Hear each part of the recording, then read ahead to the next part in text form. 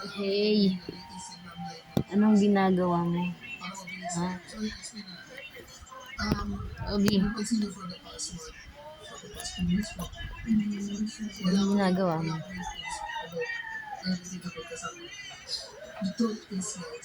Nilagay ko yan dyan para punas mo. Ba't mo sinisipa?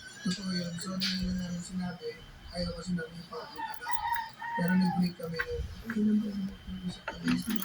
Nakalimutan ko na exactly. Pero nag-break kami last month. Yung siguro yung time na napapansin nyo na bakit. Guys, ito si Toby, bagong ligo. Pagulong-gulong siya dyan sa basahan. Nilagay ko yan dyan para pamunas. Umabot na yung mga progress. Nagagagawan mo. Medyo unbearable na siya. Epal? Sobrang gulo na pinagdadaanan. Akala namin Ay, higaan mo yan.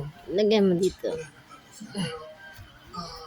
we gave each other space and Punas mo.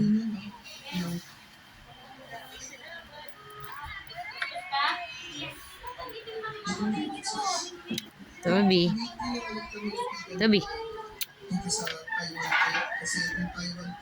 Toby. Toby.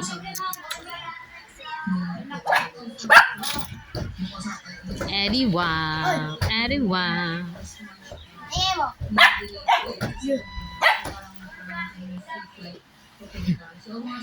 Toby.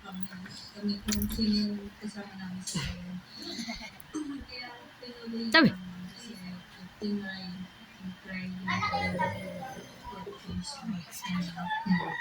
Toby.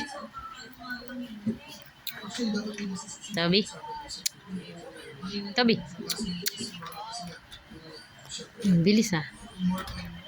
iwas kami sa ayaw niya makita, iwas sa time sa isa't isa. Pero nag-decide din na baka Ayan. maayos usap. Toby. So yun talaga yung uusap namin sa hindi kami nag-usap na magkakasama sa namin. And hindi kami siguro ganun pansin hindi kami nag-text ng pictures sa isa't isa kasi hindi na namin alam parang we want to keep it low-key, we want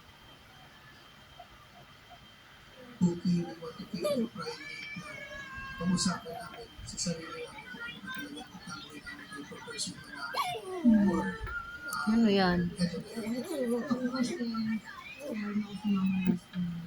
Pati. siyempre sa relationship ko tsaka 4 years is not a joke. Kaya yun lang, siyempre, nababasa naman namin ng comments. Hindi lang, hindi lang tamang